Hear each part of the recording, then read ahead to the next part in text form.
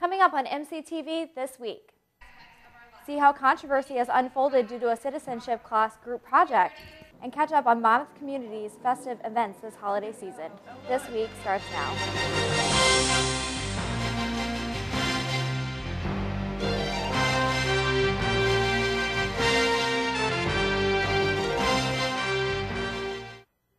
Hello and welcome to MCTV This Week.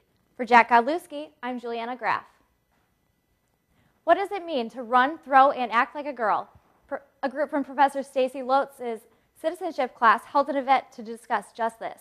Curtis Galloway Like a Girl, has the story. Redefining What It Means to Be a Girl was held in the Glennie Gymnasium last Thursday night. The event was created as a final project for the class, and all campus's women were invited, including faculty and staff. Some may have noticed the female cutouts placed by the group in the Huff with different words on them that represent stereotypes forced on women of the specific social groups. The event included a video by Always that inspired the group to hold this event, a speech by First Lady Lobie Stone. Always be able to take care of myself. To never, ever, ever be trapped in a relationship, a marriage, a partnership, out of financial dependence. So I think we really were able to make an impact and get people interested in what we were trying to say. And as long as everyone that was here tonight left with some little piece of what we had to say, I think we did what we wanted to do. Although some felt that the event did not include enough about women of color and of the LGBTQ community, some also felt that Stone's speech had themes of victim blaming and misogyny. Because when you drink too much, you don't have the judgment to keep yourself sometimes out of trouble. It is your responsibility. It is your responsibility also to keep your wits about you, to drive defensively, as it were. When you see the big crowd of girls who are standing up, all I see is like white women, and they didn't speak about women of color, they didn't speak about trans women or those part of the LGBT. It was kind of more geared towards white feminists, and you know, they have different struggles than we do as a woman of color. And then there was victim shaming from Lobie, which I did not expect. Because first it started off with her, like, obviously showing her privilege. She can live in France for a year and then travel and stuff. And then she goes on and says women shouldn't drink and that we should be responsible for something that, like, are you not aware that, like, you're victim shaming? You're pretty much saying if you get raped, that's your problem because you were drinking. That's screwed up. At this time, the issues of the event have not been addressed, but the group hosting the event hopes to make Like a Girl a yearly event. For MCTV, this is Curtis Galloway. Last Thursday night, the Monmouth College Jazz Ensemble held their first show of the year. The jazz band took the stage Thursday night to play songs by jazz legends such as Miles Davis and Chick Corea. Highlights from the night included a drum solo by freshman Oscar Diaz and senior Patrick Crawford. There was also trumpet played by senior Timothy Yates and sophomore Sean Klink, and Diaz returned to conduct the band for another slow tune. Well, I am very excited we have this many people playing in the band now. I think it's like 12 or 13. It's been a while since we've actually had that much interest in students coming and playing the jazz band, but there's always room for more. So if anyone who is very interested in playing an instrument, especially one that would fit in the jazz band, would like to play, then they can contact me or sign up or whatever. The jazz band hoped to hold more concerts like this next semester. Last week, the Monmouth College Forensics team put on a showcase to highlight their performances this semester.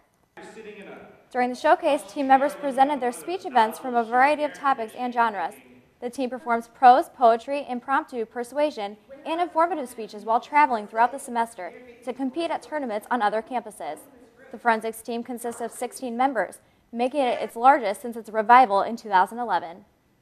Well, we're very excited to be doing a Scott Speaks showcase because we're trying to spread awareness of our activity on campus, and it's a very important activity because we oftentimes advocate for issues and people who cannot speak for themselves, and so we take those speeches to the competitions that we go to across the school year, and so it's exciting to be able to share that with campus, though, because they don't usually get to see us perform. If you have any interest in joining the forensics team, contact their coach, Rebecca Buell. An old Monmouth holiday tradition was revived last weekend. On Saturday, Alpha Psi Omega hosted the Living Windows Holiday Festival for the entire community. Many activities were offered at the event, including holiday crafts, cookie decorating, holiday movies, and popcorn. And of course, live performances of scenes from the play The Nutcracker inside of the windows of the Fusion Theater and the Turn City Furniture across the street. This event used to be hosted by the Monmouth community, but since it had stopped, Doug Rankin of the theater department pitched the idea to start it up again. I think it was Doug Rankin, more of the collaborative effort of the theater faculty, and they presented the idea to us as APO, and we were like, oh my gosh, yeah, let's do it, sounds fun. And so we spent the past couple nights this week coming in here, decorating and putting up the windows and getting costumes and stuff together. It was really fun. The C Theater Department hopes to be able to host this holiday festival next year as well. The Monmouth College campus welcomed the holiday spirit on Saturday during the Department of Music's final performance of the semester. Audience members of all ages filled a festively decorated doll chapel to hear renditions of holiday classics. Presented by the Monmouth College Department of Music, Christmas at Monmouth 2015 Sing Joyfully featured performances by the chorale and chamber choir, chamber orchestra, concert choir, and wind ensemble.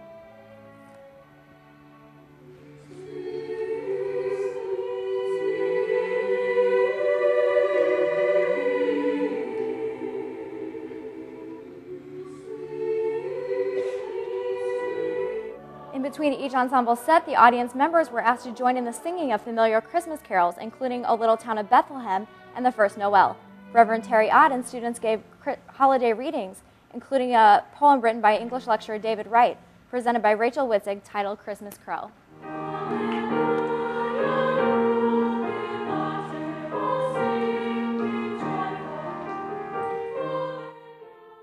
The event raised about $750, which will be used to support the international trips of the chorale and the winds. ASAP had their holiday banquet in the cafeteria last Wednesday night. Faculty and staff served students for dinner. The cafeteria was decorated for the holiday season and holiday music was playing throughout the meal. Food included mozzarella sticks, onion rings, mashed potatoes, cheesecake, and a chocolate fountain. Also, students could take their picture and create an ornament. ASAP is excited about next semester events and are also looking for new members of the executive board. Taking a look at some events on campus this week. This week is finals week. With reading day tomorrow, finals will begin Friday and conclude next Wednesday.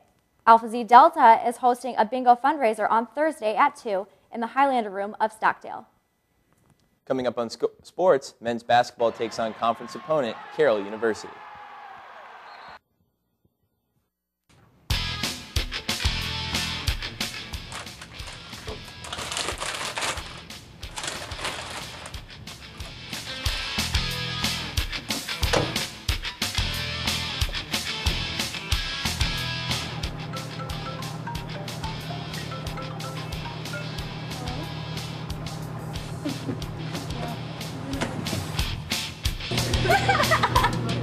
What is that?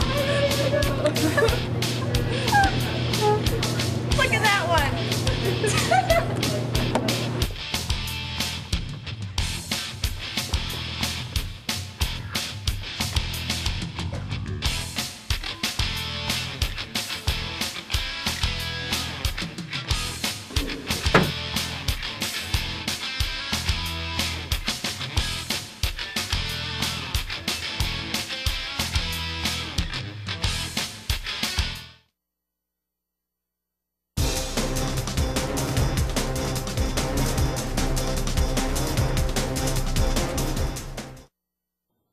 The men's basketball team took to the court Saturday afternoon for a conference matchup with undefeated Carroll University. The Scots started out flat offensively, unable to drain shots and suffering from foul trouble in the paint. The Pioneers came out firing to start the game, hitting open shots, and they had effective post presence to grab a 14-4 lead. The Scots were able to play well defensively. Going into the half, they trailed the Pioneers 32-28. The Scots and the Pioneers had a back-and-forth second half with a combined 13 lead changes despite going 5 for 22 from the three-point line. The second half also featured many highlight plays. This one from John Calhoun.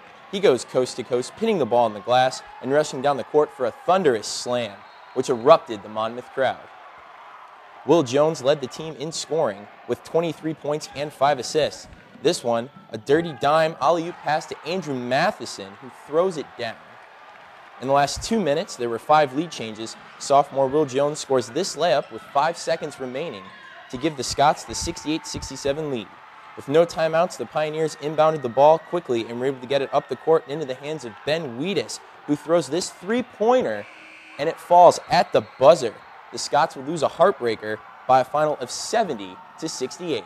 Played a lot better, and obviously this means a lot to them, and you can tell by the way they played in the second half. I was proud of their effort. We had a lot of guys make some really good plays, but unfortunately, we were a couple points short there. Sometimes that's just the way it goes. The Scots fall to 4-2 on the season, and you can catch their next home game on January 6th when they host Illinois College. That's it for sports. Here are the scores from this week.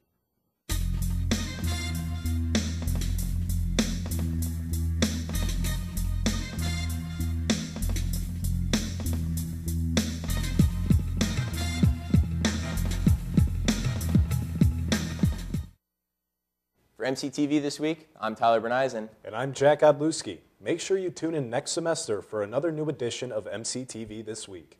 And I'm Juliana Graff. You can also watch us on the web by going to mammothcollege.edu/MCTV. See you next semester.